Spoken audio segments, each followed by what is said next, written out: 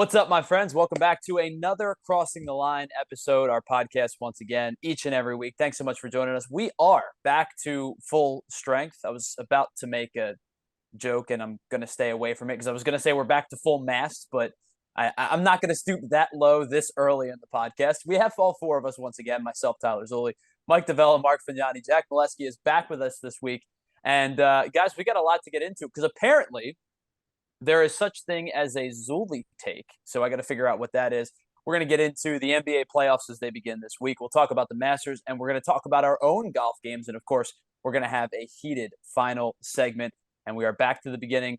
Mike DeVella will start us off at the end of today's show. So first and foremost, gentlemen, once again, good to be back with you. Jack, welcome back. Hey, thanks. I was very interested to see where everyone thought I was. Hey, Jack, how are those mutants? Did you take care of them? No comment. How's Zach Edey? Zach Edey's a bitch still. That hasn't changed. Where'd you get the makeup to cover up those black eyes? The black eyes, I don't know. Zach Edey, no, like I said on Twitter, I knew I could handle Zach Edey because he struggles with opponents that are shorter than him. So yeah, that was an easy fight. And then I got first on Rainbow Road and then Underground Mario Kart Ring. So it was a great weekend. Good to see the family too. So you took care of business. You got all three things accomplished in the span of 72 hours. It was pretty cool. Well, actually, one of my clones is better at Mario Kart, so I let him win the race and then killed him at the end of it. Fair. Honestly, that makes complete sense to me. Work smarter, not harder. Exactly. All right, guys, we got a lot to get into. So we will start things off right here on this episode of Crossing the Line podcast with the NBA playoffs as they are around the corner. The playoff scenarios are set. The play-in tournament begins this week. Of course, 7 and 8, 9 and 10, and the playoffs themselves will begin on Saturday. So real quick, brief for anybody that may not know how this thing works. The 7 and the 8 seed in each conference will play each other. The winner of that immediately becomes the 7 seed in the Eastern and Western Conference, respectively. The winner of 9-10 will play the loser of 7-8. The winner of that is the 8 seed in the playoffs. It's one and done if you're in the 9 and 10 bracket. It's double elimination if you're in the 7 and 8 seeded bracket. And quite honestly, guys, right off the top, there's some intrigue, I think, in some of these lower seeded play-in tournament games because you've got some young teams like the Thunder who are looking to take their steps. You've got old teams like the Lakers who are looking to stay afloat. I think there's quite a bit of intrigue even just in the first couple of games. And I know that I don't know about Mark, but I think I can speak for myself. I'm probably the biggest NBA fan of the four of us, but I'm super excited for these playoffs to begin.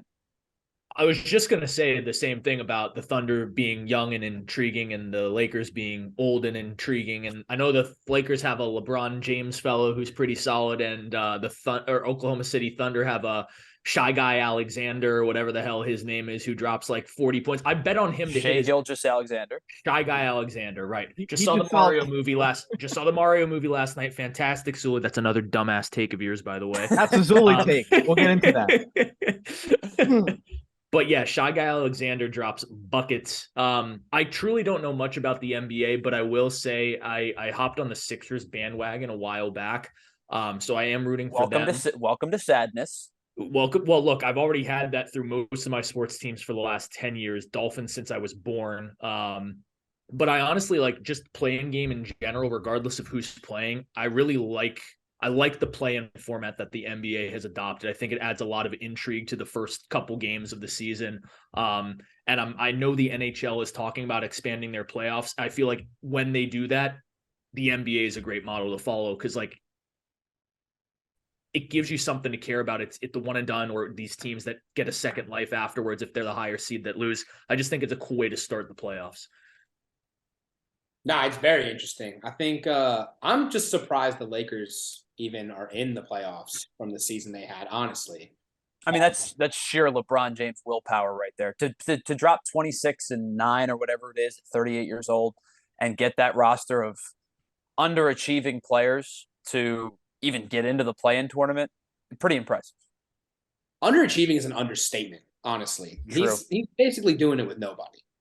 And that's what kind of scares me for the playoffs, because every time it's LeBron and nobody, it's LeBron in the finals. I hate it. I love it, but I hate it. Well, the good news is, as a Sixers fan, for you, you don't have to worry about it until if the LeBron's in the finals, you could still say so it's the Lakers and the Sixers. You still have a legitimate shot at that. That's fair. It's not going to be, but that's fair. I think it's pretty obvious that I don't know. I don't know. You know, Mike, go ahead before I mean, you were about to say something so dumb and you talked yourself off the ledge, weren't you? I did. I was like, you know what? Don't say it it 6 yet. minutes. Don't say it yet. I didn't even want I was going to concede to let you finish that thought because I was so intrigued into what you were going to say. Saw the wheels spinning. They were there, and I was getting ready to say it. And honestly, by the time you're done, I might still say it. But you can. I don't know, what I was going to say is that you don't want my opinion on the playing games. The only storyline I'm watching for is whether or not Rudy Gobert is going to go punch LeBron James in the noggin. That's pretty much it. Well, just like Poppy on Highly Questionable. Take him out of the parking lot and punch him right in the face. Well, you LeBron. That was going to be my take. I was going to say the Timberwolves are like definitely going to be coming out of the West for sure. They don't have like a guy with a broken hand and another one that's questionably still in the team. That wall was talking shit. I heard it, honestly. We've all been there. Well, no. But some people have been there. Well, some people as in Jack versus Zach Edey. It's probably not like hitting the wall. It's probably like hitting the pillow. I think at this point in the show, we should have Zach Edey count. Like, is there like a little box we could put in the corner of the screen? And it just says, at a certain point, ding, this joke will get old. Not today. Not today. So, Mike, unfortunately for you, the bad news is that Rudy Gobert is not going to play in the first round of the play-in tournament because he was suspended by the Minnesota Timberwolves for stupidity. I mean, let's call it what it is. It's stupidity, right? This guy. All right. Can I go on a tangent about Rudy Gobert and y'all can follow up? Yeah. Ready. Rudy Gobert. You remember that segment in Family Guy where Peter works on the news and he has what grinds my gears? Rudy Gobert grinds my gears because listen, we know 3 years ago, we know what happened. We're not going to get in trouble with you two for saying what happened. We know what happened. He who must not be named. With him touching microphones and people's phones, we know what happened. But the Voldemort virus. He's a dork. That's the best way to describe it. He's a dork, right? He has this tough dude persona, and every time I watch this man go up against a bona fide, legitimate center like Joel Embiid, like Nikola Jokic, not even those two guys. Those are the two best centers in the league, right? But not even those two guys. DeAndre Ayton, Bam Adebayo at times. I know they only play like twice a year, but my point is, this guy is supposed to be this defensive stalwart, which he is. He's a good defensive player, but he is overhyped. He's a dork. Like I hate watching him on the floor because I think he like is soft as hell and complains about everything. And this guy is now going to go get in frustration mode and punch his teammate and throw hands and then go, oh, my bad. The emotions got the best of me and I was only throwing a punch at the chest. Like it matters. This guy's a dork. All right. I thought it was hilarious, too, that they go, yeah, apparently the other guy was calling him a bitch. I'm like, you're an adult. This is a work setting, technically. I've been called a bitch every day of my life for 20 years now. Like, what are we talking about? My coaches used to call me that. Come on, man. You guys called me that before the show started. True. Because you are a bitch. That's not the point. Yeah, well, we don't like you. No, we love you. I have one small adjustment to make to your statement, and then you can put my name. You can sign my name at the bottom of the card for this. The only thing I'd change, I'd keep the D and the K, but instead of dork, I would change the OR for overrated with IC, insanely cocky. He's a dick. He's a piece of shit. Like Eminem is spitting. Wow. There's nothing. Everybody in the 313. There's nothing redeeming about this guy. I can't. I'm so glad that he is off of that Jazz team that for whatever reason was one of the most overhyped teams. Him and Donovan Mitchell together. Everyone thought they were going to catch fire and do something special, and they were never that competitive at the end of the day. Because he's a problem. Right. And it annoyed the hell out of me that he got all of these accolades. Sure, he's a decent defender, but I never thought that he was like far and away this guy who is just this special unicorn talent. Like, he's not a good dude off the court. He's not a good dude on the court. He's a very selfish player. He's a very selfish person. And sure, it makes for a great storyline. Going to be disappointed not to see him pop LeBron in the face. That'd be kind of funny. But at the end of the day, I mean, there's no place for him in He's a professional bum. sports. He's a bum. Get him All out of right. the league. You said it. He's a bum.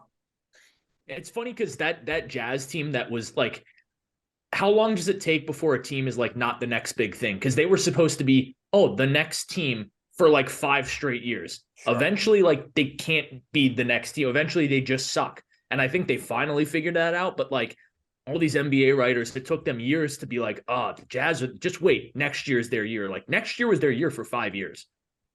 Well, and I don't even think that it's necessarily like a find out moment, right? It was just because they were good.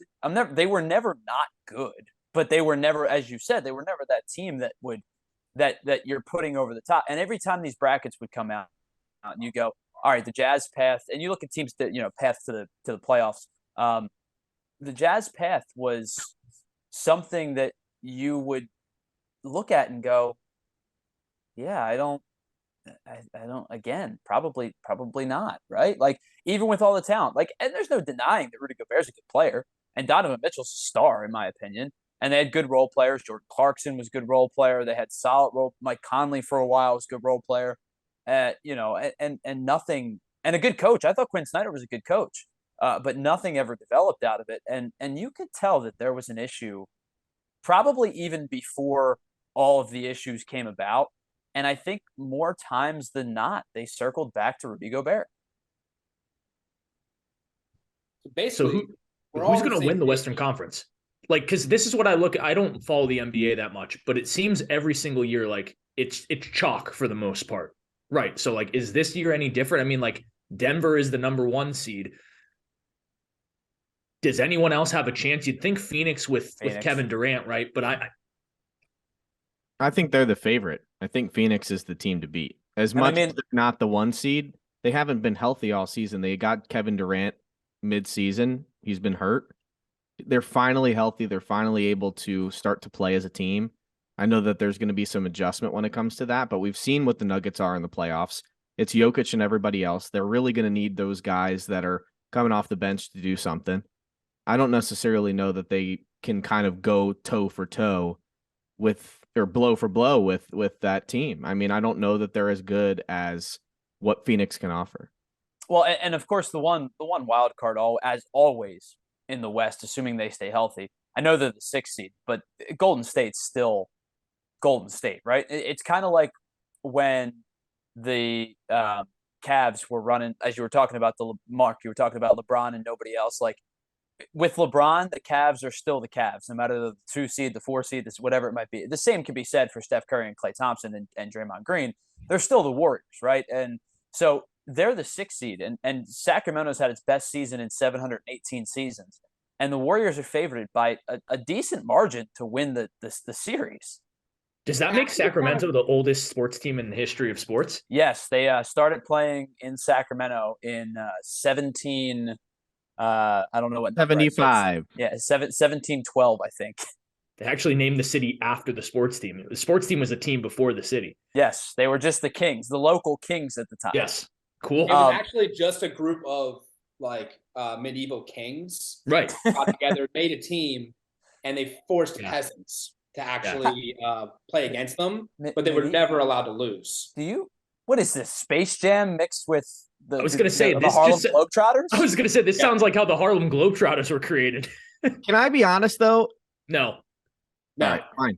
We'll talk about something ridiculous.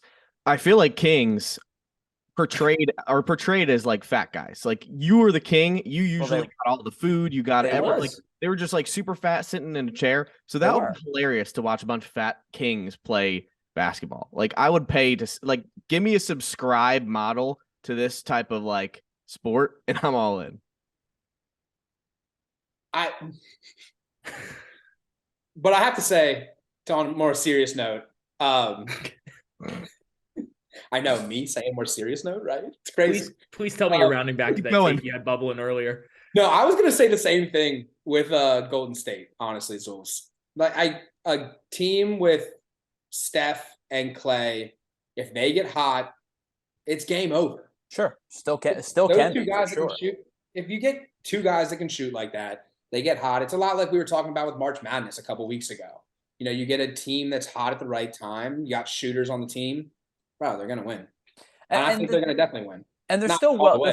they're still well rounded, right? Like it's not just those two and Draymond, occasionally out there, right? They're still well rounded to say Jordan Poole, to say Andrew Wiggins. And this is a team that battled injury, right? Like for a large portion of the season. Like I said, Jordan Poole, 31 points in 30 minutes a couple nights ago against the OKC. You know what I mean? Like this team can play. Should I get invested in the Sixers moving on to the Eastern Conference? Like, if they get through the second round, you want your heart ripped out of your chest? Sure. As long as it's not Josie doing it, I could do that for free. Ever see Indiana Jones, Temple of Doom? I'll just rip my hand right through your chest and pull your still beating heart out. Boom, boom, boom. Yeah, that movie. You don't have to watch the Sixers. It'll be great. I don't want to be crazy. Tyler, can you actually do that? Or it's one of my magic powers. Cut out the middleman. Yeah. How you talking about? So, yes, I think the West is obviously the East is the higher top talented conference. The West is intriguing to me because you do have a 1 seed in Denver, who I don't think is the best team in the West. I think you have quite a few teams who might be better than, and it's not, I don't mean disrespect. I know you're going to go, oh, you're Sixers fans. You just hate Jokic. It's not true. Jokic, Murray. Well, it is true, but that's not why you're saying this. Fair, different reasoning. It's a really good basketball team. And if you put them in the East, they're the 4 seed, right? The West had a down year. The Sixers, the Celtics, and the Bucks all had better records than the Nuggets did. And that's playing in conceivably the better of the two leagues, of the two conferences. I think whoever wins, it's going to be from the East, and I think we all know it at this point too. Yeah, that Eastern Conference final is going to be bigger, in my opinion, than the NBA championship. The stakes are going to be bigger in the NBA championship, but I think the winner after the Eastern Conference final. We're getting fillets instead of T-bones, you know what I mean? I'm curious. I'm genuinely curious on your guys' thoughts on that, because there is the concept of, yes, you're correct, the talent is better in the East. But if these three teams, and not just these three, we talked about it last week, a couple weeks ago, with like where the Knicks are going to be a tough out, the Cavs are going to be a tough out. If these 6 or 7 teams are beating the hell out of each other, and one Western Conference team emerges as that team, which if I were to say it's one of the teams, it's either the Suns or the Warriors that go and do that. If one of those two teams has I don't want to say cakewalk, but a kind of a coast to the finals, is it going to be just a more fresh basketball team? No, I think that the thing that you have to keep in mind is that the East has been doing this to each other all season, and I still think that they're superior in terms of the top talent.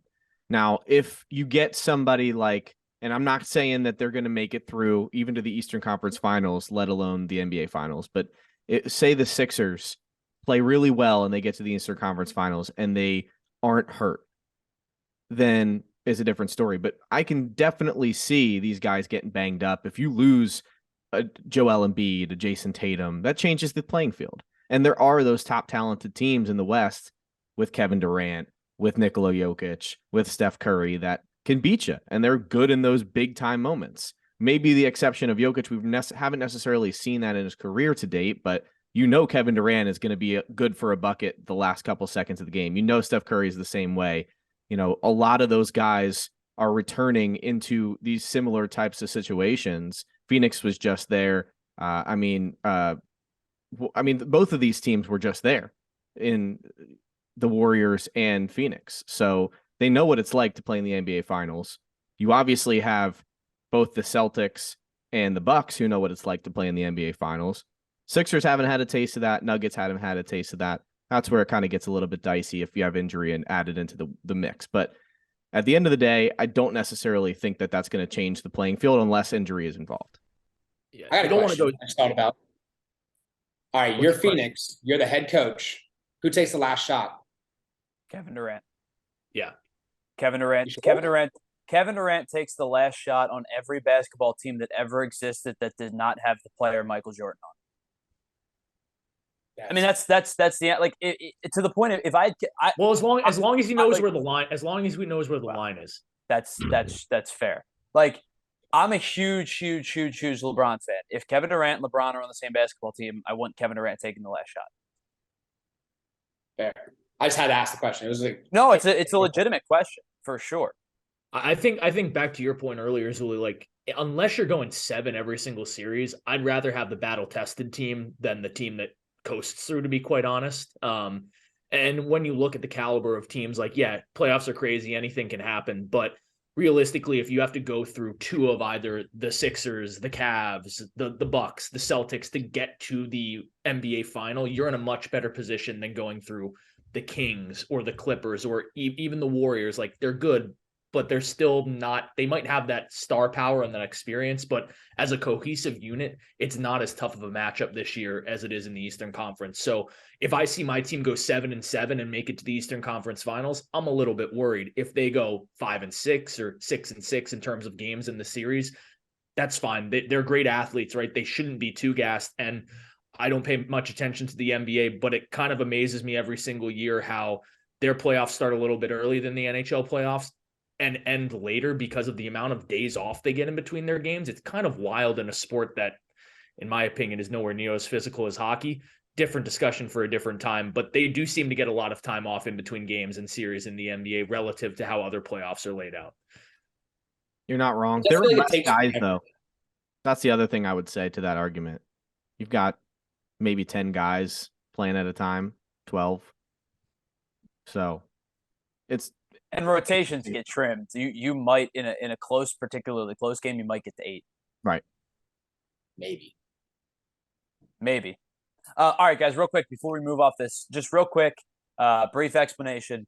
Your finals matchup is and your finals winner is. We'll circle back to this as the playoffs progress. We have probably until June until this happens, but we won't have a chance to do it before the playoffs start. Another time before the playoffs start. So your finals matchup is and your champion is. I'll start because this is based off of absolutely nothing other than me looking at the standings right now, compiling a couple brief data notes in my head. I'm going to go with the Boston Celtics. I think Jason Tatum and Jaylen Brown are a great 1-2 punch. I think they're going to get it done over the Milwaukee Bucks. So I think the Boston Celtics out of the East, and yeah, we'll ride a team that is going to get hot. I like the Golden State Warriors. Experience. Phoenix Suns seem like the trendy pick, so I'll buck that trend, but go with another team that's not the number 1 seed. And then we'll take the Celtics in a snooze fest in 5 games over the Warriors. So a rematch, rematch of last year's finals, Celtics. Sure, like I said, NBA's chalk, or it's not complicated. Nobody wants that though. Nobody wants it. I don't want it. I'm just telling you the right answer. You don't have to like it. Well, sometimes the right answer is wrong. All right. Now I'm going to go. What you have just said is the most dumb, incoherent thing. I award you no points, and may God have mercy on your soul. We are all now dumber having heard that. Tell us about your freaking puppy. I think we're going to see Phoenix make their way in because I think we said it. They have the talent. They're a team that we don't know enough about just because they got Durant so late in the season. I think they're going to catch heat. But they're going to lose to a team that, I'm going to say it, I'm going to go hometown bias on this one because I need it. The Philadelphia 76ers are going to win the NBA championship. Because if they don't, I don't know what I'm going to do. I think I do know what I'm going to do, but I can't say it, all right? It involves a balcony and you. Well, I'm only on like the second floor. Aim for the bushes. But I'm just saying. Oh, I'm dancing in Highsmith, ladies and gentlemen. Did someone call 911? Holy shit. Well, Mark, I'm going to be completely honest with you. That was going to be my pick. And you know what? Now that I've revealed it, just for the purpose of this segment, I'm going to go with Philadelphia versus Phoenix. However, and this is just me preparing myself for another second place, I'm going to say that Phoenix takes it in 6 games, and I think that the Suns are your NBA champions this year. Counter to what we were just talking about and me saying that the East is going to produce the winner, for whatever reason, if it gets to that point, I just feel like the Sixers going to need to be at a point where or they're probably going to need their best basketball. Obviously, it's the NBA Finals. It's pretty much a given, but I just feel like based on the way they play and them having Embiid and Harden at the top of the rotation and everybody else playing a really significant role off the bench that hasn't really been fulfilled to what we need it to be in the past, I feel like they're just going to be too run down to be able to keep up with the star power that Phoenix can offer. So I'm going with the Suns. And that's my one difference between you and my picks, Mark. I think it'll certainly be interesting to see what happens with a team that is so star-laden and has absolutely no depth. Like the Suns, obviously, they have insane talent. 3 future Hall of Famers at the top of their lineup: Kevin Durant, Chris Paul, and Devin Booker. And it's crazy to say Devin Booker is probably already a future Hall of Famer, and he's like 26 years old now, or however young he is.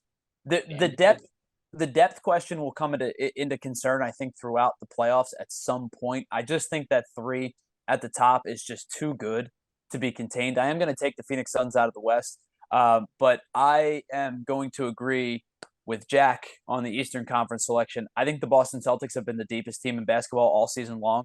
I understand that they're the 2 seed, had a little bit of a slip up towards the end of the second half of the season to fall to the 2 seed when Milwaukee gets the 1, but I think the Boston Celtics have been the deepest team all year. They have been tested beyond belief with, having to bring in an interim head coach and having a little bit of what perceived to be internal infighting or whatever it might be with Jaylen Brown, potentially wanting out of Boston. I think they're the best team in basketball this year. I'm taking the Boston Celtics over the Phoenix Suns in 6 games in the NBA Finals. It's okay to be wrong. I respect that. That hurts my heart. Do you know how hard that is for me to admit that I didn't like having to hear you say that. Boston is the best team in the league, and 2, I think they're going to win the NBA Finals. That hurts. I did not like hearing you say that out loud. We have 3.5 Sixers fans here. That's not fun. Well, consensus from the group: go fuck yourself, Milwaukee. Yeah, I mean they're going to be in the Eastern Conference Finals. Probably. Yeah. Well, yeah. I mean, I think that's pretty much a given at this point. It's going to be them in Boston. All right, let's move on. I want to ask you guys a question. Of the 4 of us, I'm going to ask Jack, I think, might have the best chance of answering this question. And do it honestly. Rank the 4 of us in terms of golf skill. And you can put yourself first. Because I think Jack is first. I think Jack is first. I've played with Jack. He's pretty good. Yeah. I feel confident in 3 of. I just have no idea. I have no idea with Mark. A little bit of a wild card. Wait, question: Is there drinking involved on this golf course? Good question. That is a great question, and the answer to play into this question, the answer is no.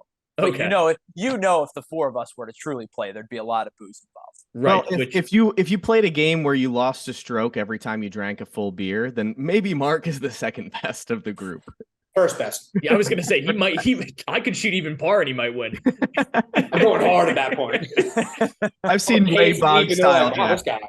I would say, and this, I would put Mark last because I quite honestly don't know. Okay.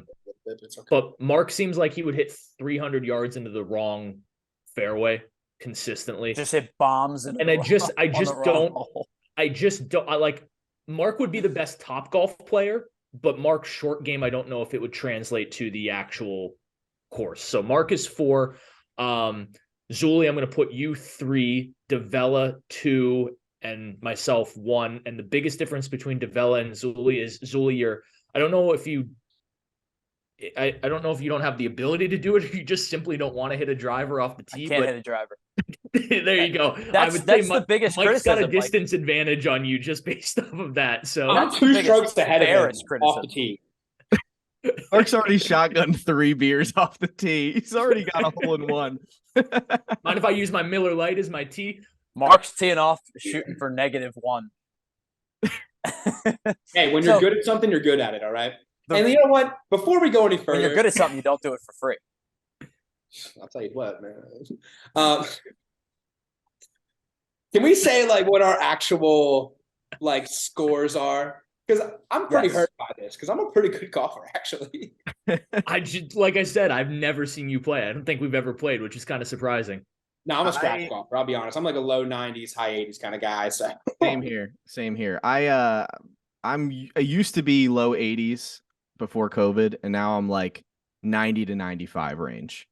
I think I shot like 100 when I shot with Jack, though. So it's nice of him to put me second, even though I shot 100. Anyway, I know Jack shoots in like the low 80s, high 70s. Correct. So listen, there's no wrong answer to this because you could put me last and you're not going to hurt my feelings because I'm not good. I just go out because it's fun. The reason I asked this question is the Masters was this past weekend, and obviously the conditions were gross, and a couple of guys had to withdraw, and Liv was announcing that Brooks Koepka won before the tournament was even over. But I want to ask. That's because they only play 54 holes. That's fair. I want to ask you guys, in order to make the cut, which was +3 for this year's tournament, because probably partially because of the weather, in order to make the cut at the Masters, how many strokes would you need to be handed out? Like, you would start at minus whatever to make the cut after 2 days. You're playing 36 holes. Do we get perfect conditions? Beautiful conditions, pristine weather. Okay. Wind always at the back, but not heavy. Greens are gorgeous. Fairways are cut well. No rain. It's 75. To make the cut, which you said was +3? +3. Oh, gosh. Give me like 20 strokes. I was gonna say if I started at that's crazy. That's impressive. It's impressive. Well, yeah, sure. Okay, give me 5 strokes. Like that's impressive too, but I'm wrong. I would say give me if I start at 26 under, that means I have to shoot +29 in 2 rounds. That's an 85 and an 88. It averages out to about an 86, 14 over a round. I think it's doable because as iconic as Augusta is, it's not the toughest golf course in rotation for the PGA. It's probably not even in, I'm going to pull a Sam Bennett here, who was an amateur in the tournament, that said Ridgewood, where they played the U.S. Amateur this past year, was a tougher golf course. It is a tougher golf course than Augusta National. So it's not a tough golf course. But if you put it in the wrong places on the greens, you're going to make a big number. So yeah, I'd say I'd have to get 29 strokes on the field almost to have a shot. Okay. I'd like to take mine back and say, just give me 40. Yeah. I was going to go with 46. Just seemed like a good number. Good, solid number. Well, then you guys are definitely better than me because I was going to say I'm going to need 60 because I shoot high 90s, low hundreds on municipal courses, like my local places. Like especially if it's a longer course, because as Jack alluded to, I can't hit my driver. If we're playing on a shorter course, like a 45 to 5,000, I might be okay. If we're playing 65 to 70 and like 7 is, that's probably what Augusta is, right about 72, I would guess. Yeah. Yeah, I'm gonna need 60 strokes for 2 days. Like if I shoot 30 over on both days, I don't even know if I'd get there. Like I don't think feasibly I could shoot 102 on both days at Augusta. I really don't. If you started even par and you had a putt for birdie on every single hole, and that was the only thing you did is you putted 18 times, 36 times to make the cut. If you started at even and had a putt for birdie on every single hole, would you make the cut at the Masters? No, not with their green. Their greens are hard. What's 36 times 3? You know what's real crazy? I realized 108. Come on, Mike. You get a 4 in there somewhere. I'm 3-putting every single one. I think like Zoe's gonna hit one, and he's gonna like Michael Phelps it. He's gonna go from like 120 feet away. It's gonna go down a hill, up and over. It's gonna just drop in, and the whole crowd's gonna go wild, and then Zoe's gonna leave. Oh my! So that's a great point, right? So I played this weekend. Didn't play well. Don't ask my score.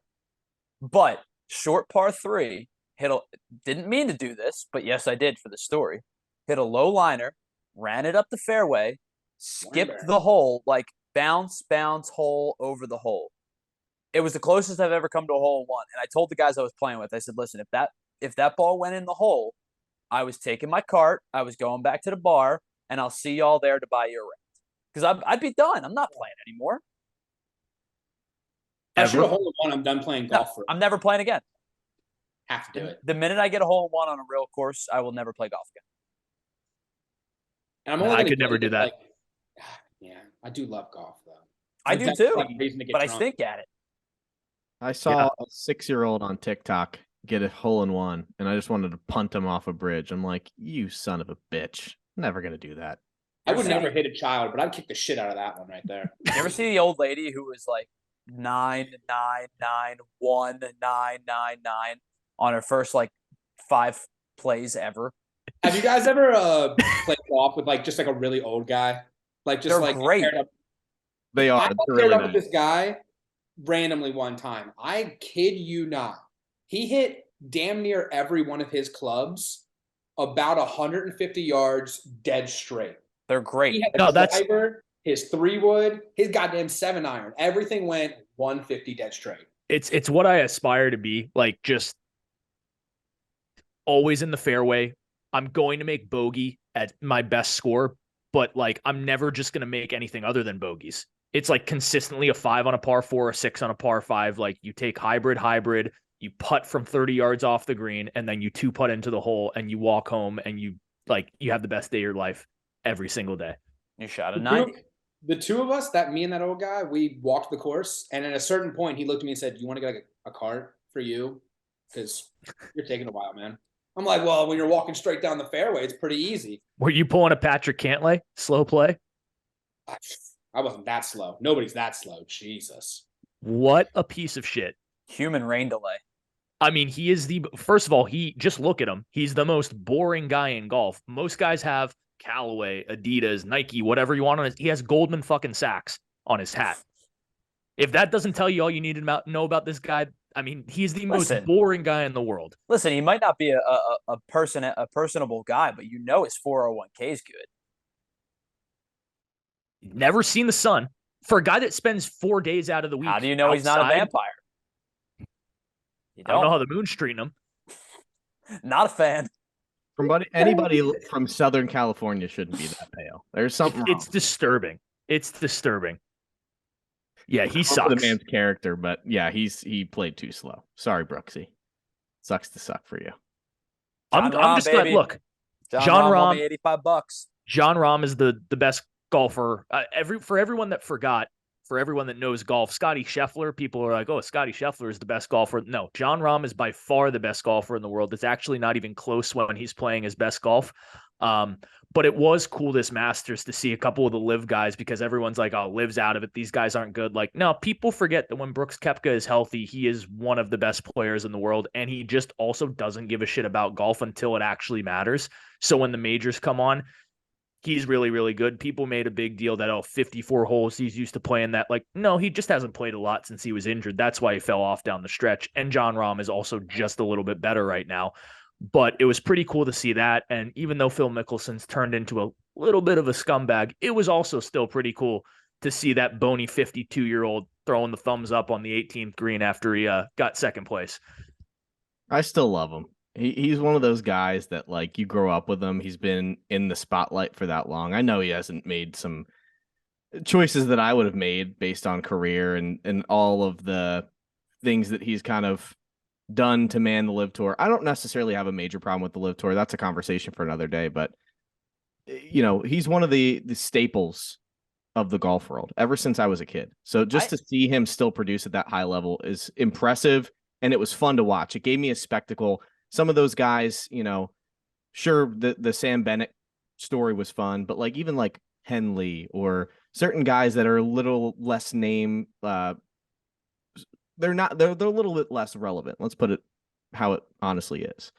I don't necessarily care as much as I would for a Phil Mickelson. It just made it fun to watch while I'm waiting on the big guns to try to make moves. Yeah. So I think what we've gathered from this is at some point in the late spring, summertime, we need to get the 4 of us together for a round or 2 at Augusta. And at Augusta, huh? Come on down, boys. Come on down. Let's just Mark, can you get us on? I know a couple guys. I'll make some calls. So I think what we need to do is we'll play 2 rounds, right? We'll play like a Friday, Saturday, or Saturday, Sunday, whatever works for everybody. One sober, one not. Precisely. One we do a sober one stone cold sober, no beer, and one boozing it up. Fair enough. It's pretty messed up that I'm going to be so bad on Friday and so good on Saturday. I'm just saying, the more I get drunk, the better I get. Mark shot 190, and on day 1 he shot a 68, and on day 2 he shot 122. One last thing on the he Masters. Was way cooler. Has anyone watched the Masters updates from the Chris Vernon show? No. Do yourself a favor after this and just search that up. He essentially puts on a green jacket. He wears a bunch of chains. He holds a driver in one hand, and he plays an instrumental of "Hard in the Paint" by Waka Flocka, and just freestyles a Masters update. It's the greatest radio content I've ever listened to. Sports updates are not easy to do on the fly. You imagine doing that? I used to like write mine and have them like, I'd be like Anchorman, like have the piece of paper and be like, the Phillies won today. And then my bosses were like, dude, stop. You sound like a robot. And then they become harder. They're coming in the back door. Sorry. It's an Anchorman. I got excited. That's I didn't think we'd talk for golf as long as we have, but holy shit. Good job.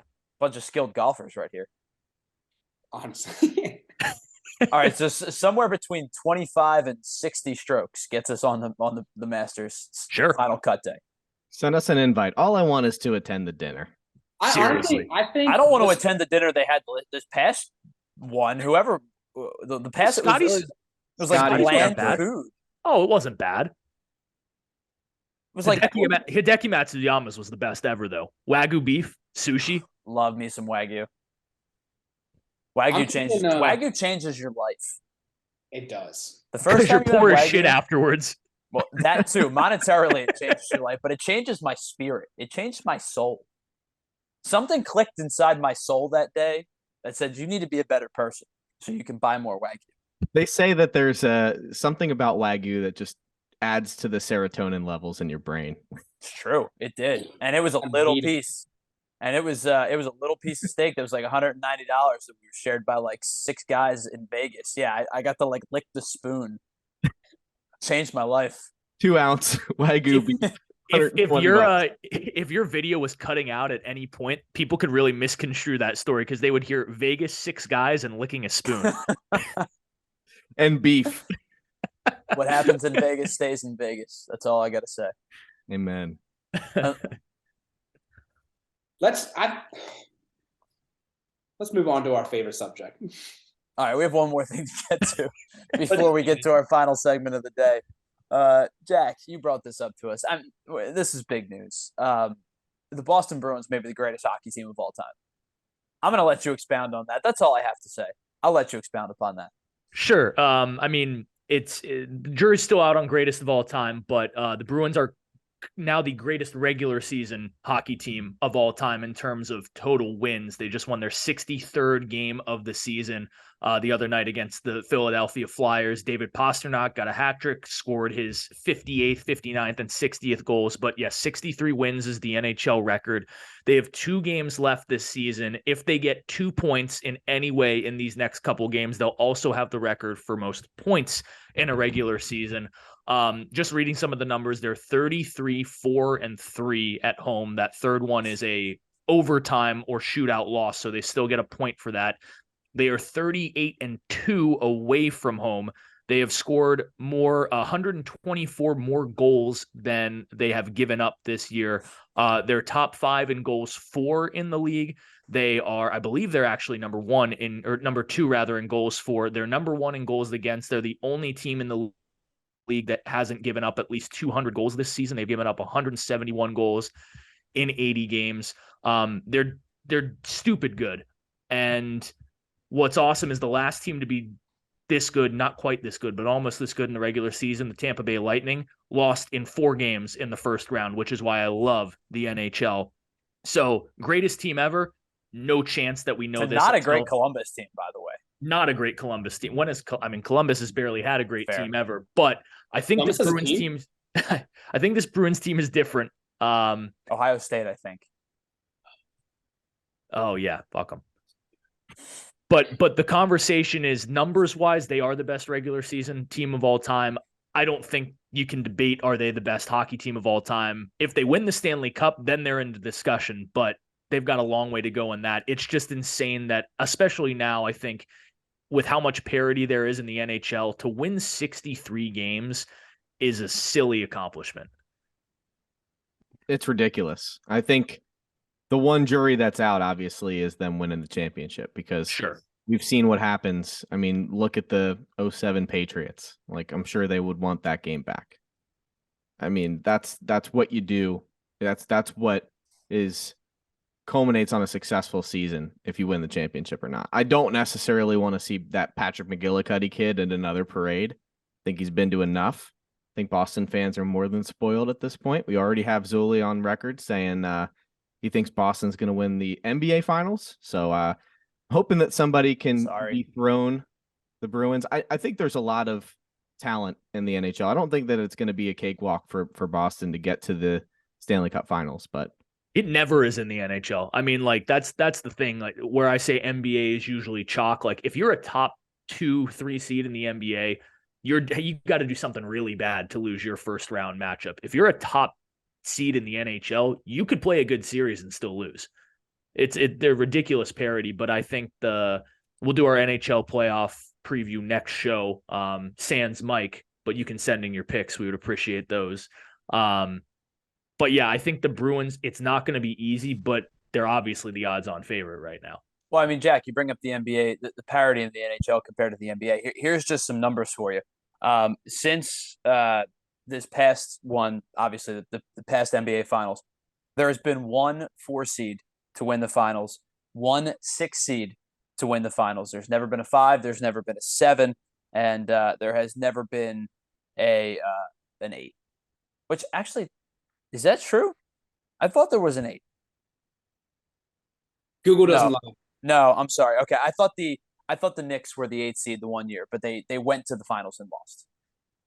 So yeah, I mean that's the point. Like, if you're not a 1, 2, or 3 in the NBA, the chances of you winning and really, quite honestly, it's really more like 1 and 2. The chances of you winning a finals is pretty slim. The NHL is significantly more wide open. Yep. That's why I think NHL playoffs are so fun to watch. Oh, they're a blast. Because you have no idea. Plus, hockey's just fun to watch.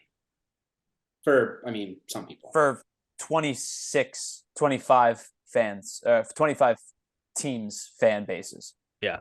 Look, there's about 7 teams in the league that it's not been fun. I know I'm biased towards hockey over any other sport, but I'm hard pressed to back off my take of NHL overtime is the best spectacle in all of playoff sports. I don't disagree. I think you're right. And hockey's much lower on the pecking order for me than it is for you. I will say though, hockey is just like the live sport to go to. Let's be honest. There's nothing quite like watching 2 guys that they don't even hate each other. They just like, hey, you want to fight real quick? Yeah, I'll fight.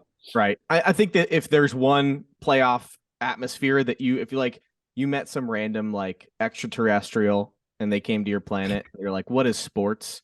You're going to be like, all right, here's some playoff sports for you, and show them hockey. And I think that's the most fun to watch if you have no understanding of what you're wating. And then they'd go down to they'd go down, bang on the glass, and Connor McDavid would know him because he's not from this planet. And Shohei Ohtani would be the guy on the other end of the Steve, you made it. You brought Jerry? Awesome. I never thought he'd come to a game. Hey, you know what rhymes with Jerry? Gary. Where's that son of a bitch? What's he up to? Where's that son of a bitch? Gary! I actually don't know where he is. That always works me a little bit. That's a problem.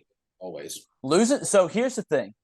I don't know if you guys have had dogs in the past. Losing the dog is like an immediate, like within the house. I don't mean like a dog gets loose. Losing the dog is like more of an immediate scare, but you're like, you're going to find the dog. Losing the cat, they could be anywhere. Sometimes literally he ran out the front door. I have no idea. He's sneaky. Plus, I have a black cat, so like when I turn the lights off, dude, I have no idea where he's at ever. It's just noises. terrifying. So, all right. I've been totally derailed. I'm sorry. I just want to see Gary. There he is. There he is. I hope There's somebody Gary. decided to go from where they're listening to this and watch this because Gary is just a sweet little guy. Oh, Yeah. handsome boy. Look at Is you. he actually a sweet little guy? He is. He's very vocal. I'll be honest. He's staring at me because he's like, "Can you put me down?" Like my cat's a dick. Like, and Bridget hates when I say that, but like He's a go bear. Yeah. He's a dick. Your breath stinks. Bro, his breath is like Gary's not practicing good hygiene. We brush his teeth. We do it together, but he's not a fan. How does this always devolve into the Gary show? Because it's what people want. They comment it all the time. We just want views. Want. Yeah. You want to have a cat battle? I'll bring mine on next time. He won't let me hold him the way that Gary lets you hold him though. He doesn't let me. He's learned to deal with it at this point because he knows his body goes limp. He just slumps. He's like, oh, God, can you just let me go? Just put me back. I think if you give me and Mike a week, we could find a stray. I'm definitely allergic to cats. Like I have very bad reactions. So I saw you sneeze when Gary came on the screen. I did. No, I love Gary. Gary's my favorite cat, and I'm not a big cat guy just because of that. But so, how are you gonna? If we were to hang out with Mark, how are you gonna make that work? You just Benadryl it up for 48 hours. Well, I'd be able to go to Mark's for a little bit, but it would probably be I would need to get a hotel for that reason. I couldn't sleep at Mark's unfortunately because of that. Yeah, I get that. Not fun. I get that. We definitely. Right. Where were we? I think we're about done talking the Bruins. We'll talk NHL more next week anyway, but the Bruins are amazing. And yeah, history. Pretty cool. Hey, Mark, you know what to do. Bottle segment time. Oh, nice. Oh, it's evolving. Wow. Oh, it's become self-aware. Sounded like Mortal Kombat. It's a Mollusky mutant on the loose. So guys gotta go. We have cycled through, and Jack may be out for this segment because he has to go find more of his evil twins. But we've segmented all the way through this group. So Mike, you're back up, episode 5. So it's your turn once again. What's our final segment of the day? So Zulz, you know how you asked the question, "What does a Zuli take?" I actually want to change it to a Tyler take. I'd actually like to know what a Tyler take is. Yeah, now it's a Tyler take. That sounds a little bit more clean. I think I'm very calculated with my takes. That's your fucking problem. You can't be calculated with takes. You can't back it up with facts. You yell. Oh, my bad. You're right. The louder you are, the better it is. So we are generally very aligned. Me and Tyler, obviously, very close friends. We have a lot of similarities. We're big Philly sports fans. But there have been a couple of different takes that he's taken to Twitter to voice his opinions on. And I was just like, you know what? I am your polar opposite. And it started with the Mario movie. Tyler said the Mario movie was going to be terrible. I haven't seen it yet. Jack has. We'll see. The jury's still out. We were talking earlier. Tyler said that John Kruk is not a good broadcaster. That's another conversation for another day. But today's segment is on the one that really hit home for me. This is the one that hurt my heart. Mike cried when we talked about it. I did cry. This is a sensitive subject for me. So Tyler commenting on Twitter on the New Heights podcast. Shout out to our boys, Travis and Jason Kelsey. We're not getting paid by them. So if you want, you can throw us some money. Anyway, so Tyler commented on one of their segments who was about Backstreet Boys versus NSYNC.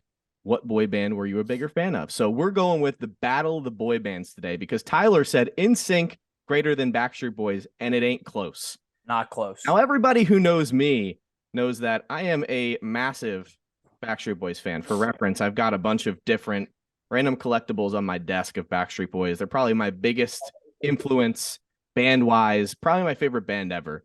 But that hurt me because for anybody who doesn't know the backstory behind Backstreet Boys, behind NSYNC, I just needed to kind of shed light on why Backstreet Boys are the better band. And we can kind of lay ground rules. I don't want to just go right into my argument. So I'll let Jack. The only ground rule is I got to go to sleep by 11. You got 10 minutes. To the wrong place. All right, no. There are 3 real reasons why I think Backstreet Boys are the better of the 2. And Tyler, you sit down and you listen to what I have to say. Where do you want me to go? I'm already sitting down. You stand up and sit back down. Then get up, and sit back down. In my soccer mom chair, I'm sitting down. By the way, so not only are the Backstreet Boys the best-selling boy band of all time, they also created a whole new wave of music, in my opinion. I said it was a little bit of a staunch thing that we talked about in the group chat, but in my consideration, the Backstreet Boys are like the Beatles of pop music. They totally, and I have facts to back everything up. Just believe me. I find that without the Backstreet Boys, pop would not be the same as it has become over the past couple of decades. It has morphed what the sound of our childhood was and what the generation is now. And without the Backstreet Boys, none of that would be possible. Backstreet Boys, by the way, have sold over 78 million units over a 4-year span versus NSYNC selling 33.9. That was at the peak of both bands at the same time, 97 to 2001. They also introduced the world to Max Martin, probably the 3rd best. All right. Tyler's showing No Strings Attached. By the way, guess what, Tyler? No Strings Attached, the best album for NSYNC, had 14 million units sold. Peaked number 6 on the Billboard Top 100. You know what the number 1 album was? Bro's saying units, you know like we're in like this is Last of Us or something. I can bring up the BioShock. Do you know what the number 1 album was on the Billboard Top 200? Probably Millennium. No, it wasn't. It was Black and Blue, the album that came out after Millennium. But Millennium was the biggest selling album in the SoundScan era, the era of music before we got to streaming. The biggest album ever. They also had the 2nd biggest tour behind Bruce Springsteen and the E Street Band over the past those 3 years. And we know how big Bruce Springsteen is, cultural icon. Correct. Last but not least, NSYNC is a carbon copy of the Backstreet Boys. They were made as a reject group of Backstreet Boys. Chris Kirkpatrick, the founder of the band, probably the most notable thing he's ever done, by the way, guys. I know I'm kind of boring you at this point, but Mark, I want to get you back engaged. If you've ever watched Fairly Odd Parents, you remember the song My Shiny Teeth and Me? Shiny Teeth and Me, thank you. By Chip Skylark. Chris Kirkpatrick was the singer. He was Chip Skylark. So shout out. And don't get me wrong, I'm a big NSYNC fan as well. I'm just proving that without Backstreet Boys, there is no NSYNC. The first song that ever became popular behind NSYNC, Tearing Up My Heart, was a reject song that did not make the original Backstreet Boys album that they turned down. Lou Pearlman, the guy who founded the Backstreet Boys, also founded NSYNC because Chris Kirkpatrick went to him and said, I didn't make the Backstreet Boys. If I fielded another group, this team is having so much success with the Backstreet Boys. Would you fund us as well? They said yes. The first big break that NSYNC ever got was on a Disney Channel special where Backstreet Boys turned it down. They had so much going on with their world tour. They finally said, hey, you know what? We need a break. Well, guess what? Lou Pearlman had another band waiting in the wings to take over that spot, and that's how NSYNC got popular. Okay, I've said enough. Tyler, I'll throw it over to you, but just a couple of small but very pertinent things I needed to say about why the Backstreet Boys are clear and away, not even close, the superior group.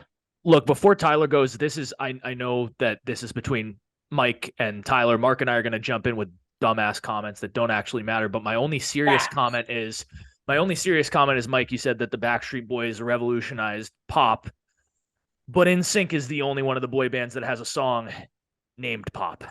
And do you want to know how do you explain that? All right, great. So God damn it, you have an explanation. I do have an explanation. Tyler's never going to get to talk. No, I'm ready for this. Really quick, 30 seconds. And on next week's episode of Crossing the Line, the rest of us will speak. No, this is really cool. I think this is the cool part, and this is kind of like just showing what the interesting facts behind all of this conversation has to offer. The Backstreet Boys were the first band that ever went over to Stockholm, Sweden, to work with the producers over there, Dennis Pop, and his assistant, Max Martin. If you guys have ever heard of Max Martin, he's probably one of the biggest artists of all time. He's written some of the biggest, and at the end of this segment, I want to read out just some of his number 1 hits. He has 25 number 1 hits, second to only Paul McCartney and John Lennon ever. And if the Backstreet Boys didn't go over to Sweden and record with him, who knows what that would look like. Through the Backstreet Boys, NSYNC started working with Max Martin, who ended up working with Dennis Pop and writing the song Pop. So Actually, I don't know if they wrote that one, but I know that they wrote most of the big hits, Bye Bye Bye, etc. I've taken enough of your time. Talk to Tyler because I'm curious what he has to say. Am I allowed to go? Yes, please. All right. There's so many things I just wasn't prepared to learn about right now, and I just this is an info. This is PBS. This is like that. This is like when you fall asleep when you were a kid and the TV'd be on at like 3:00 in the morning. They'd be selling those 97 set CDs. It's like there's 1,209 songs on this set. You get every song ever made, and you're like only for $12.99 plus shipping and handling, and it's 9,000. Kids Bop 75. All right, so I appreciate your enthusiasm and your statistics, right? I'll give you a couple stats and then I'm going off the rails. So you mentioned those units sold. I don't know what units is. First of all, you're making stuff up, I think. Because quite frankly, you're just like you're off the rails when it comes to that number. That's not a real thing. I believe it. Sony Music says otherwise. It sounds like you crossed the line. I don't know. All right, so the reality is, yes, Backstreet Boys sold more units than NSYNC did. Backstreet Boys also produced, I believe, 5 more albums. No, but I gave you the numbers based on the 4-year span at the height of when both bands were the most popular, not the other 5 albums. That is on top of. Yeah, so I am giving you gave me those numbers. I'm giving you the totality. The 5 extra albums that Backstreet Boys produced, I believe, came out to be, what did you say, 108 million in totality? No, way more than that. All right, well, now I got to go get the stats. I got to get the stats. Hold on. Mark, give us your take. It's pretty obvious that at this point, I was just going to go with whoever was winning. You didn't let me finish. I know. That's why we're waiting. We're not making a decision. All right, here you go. Backstreet Boys, 9 albums. NSYNC, 4. Backstreet Boys outsells NSYNC on the physical copies of the albums, 100 million to 70 million. Incorrect, but continue. That's not. You act like I made those numbers up. I think you did. I pulled it from the database websites. Which one? I don't remember. I gotta go back and find that. This is what I'm reading on our text messages now. Oh my god! How many units are we talking about here, guys? I have sushi waiting. Cryptocurrency. All right, you're telling me, Mike, that this cultural phenomenon that you're claiming them to be, right? Mm-hmm. Sold 30 million more albums 30 more million records in 5 albums. If you break those numbers down, 100 divided by 9 is less per album than 70 divided by 4. It's 17.5 million to 11.1 million. First and foremost, the longevity is fine, but the longevity doesn't always mean success. Longevity hurts you if you're not keeping up. The longevity is different, though. Like I mentioned, if you take the 4 biggest albums for each group, or rather the 3 biggest albums for each group, because really NSYNC's 4th album was their Christmas album. So we take that out. Over the same span of time when both were relevant, Backstreet Boys has 78 million albums sold in comparison to NSYNC with 33.5 million. So I don't know where those 100 million came. It's over 130 million to my knowledge that I've seen of Backstreet Boys have sold. They've had 2 number 1 albums. The one thing I will concede on is that NSYNC was the only one that had a number 1 song. It's Gonna Be Me was the only number 1 song between the 2. However, if you look at what the most popular song is, it's I Want It That Way with over 1 billion streams. Correct. However, you go into the individual songs, and I Want It That Way, you are correct, is the best, most, I shouldn't say best. I'm not going to make an objective statement here. Mm-hmm. I'm going to make an objective statement, not a subjective statement. Is the most popular streamed song of the 2 groups. If you put these 2 groups into a versus type battle where you went song for song, NSYNC would wipe Backstreet Boys with their hits. Would wipe Absolutely them. Disagree. Would wipe them. But that's why we're and finally, I think I actually agree with this one. Playing off of individual successes, Justin Timberlake has surpassed and eclipsed everybody combined in the Backstreet Boys by himself. So if you want to launch stardom, NSYNC launched even one guy's stardom far greater than anybody else's. I will say I'm a big JP lover. He brought sexy back. So that's like saying, oh, Brett Favre played for the Jets. Stick in a box. Did he do all of the accolades that he had done for the Jets? with NSYNC. Jets and NSYNC don't play in the same league. Anyway. Nobody cares about the Jets, Mike. Come on. Yeah, NSYNC is in the So playoffs. fucking Backstreet Boys and NSYNC. You sound ridiculous. Numerically, totality, numerically, Backstreet Boys does win. Correct.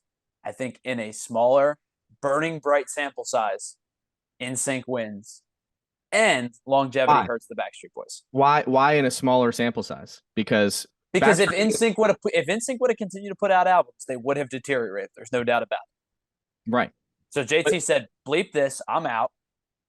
We're gonna go do our own thing." And now, if you had a NSYNC reunion tour, it would be as big, if not bigger, than what the Backstreet Boys put together a couple years ago. Well, that's a different story because people haven't seen the Backstreet Boys perform since 2013, and really on a tour since 2002, really.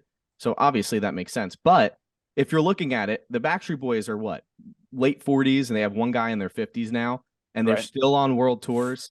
And they still just broke a record in 2019 before COVID with, we're not allowed to say that word because we're going to get, YouTube's going to ban us. Anyway, sorry. They ended up edit it, so you'll just cut it. Sure. Now they're going to ban us. Right. They broke a record for residencies in Vegas. They made over $38 million. So did Shania Twain. They also had a #1 album in 2019, DNA, even though I don't necessarily think that it was their best piece of work. It was another #1 album for them. So my point is they're still making music. They're still very talented. They did have a guy, in my opinion, that was just as talented Justin Timberlake. This guy, Brian Littrell, and the guy ended up losing his voice. He has lymph nodes in his vocal cords. So, Chance. I got nothing to add. I'm done. No I don't chance, Brian. I hope I win, but if I lose, I just don't want to fight anymore. Look, about this specific, I'll fight other things. No chance Brian could have landed Mila Kunis in that Friends with Benefits movie. No chance. All right, that's going against my argument for sure. All right, who wins here? Okay, go ahead. Mark and Jack, who wins? And who's your pick, by the way? I'm gonna let the masses decide, all 9 of them on Twitter. You're not getting off that easy. Okay.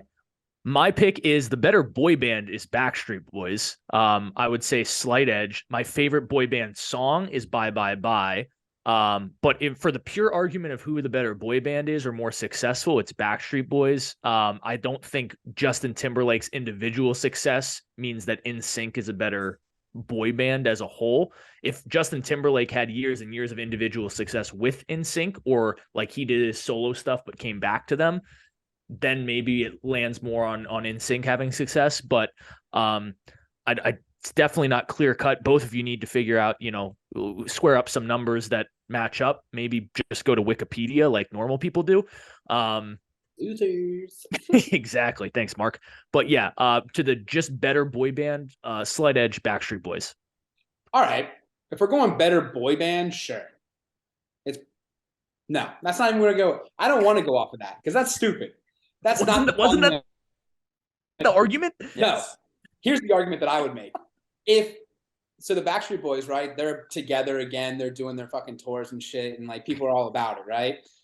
If NSYNC got back together, I think we all know that they would just blow the Backstreet Boys out of the water in like tickets sold, albums sold, listens. Like I hate to say it.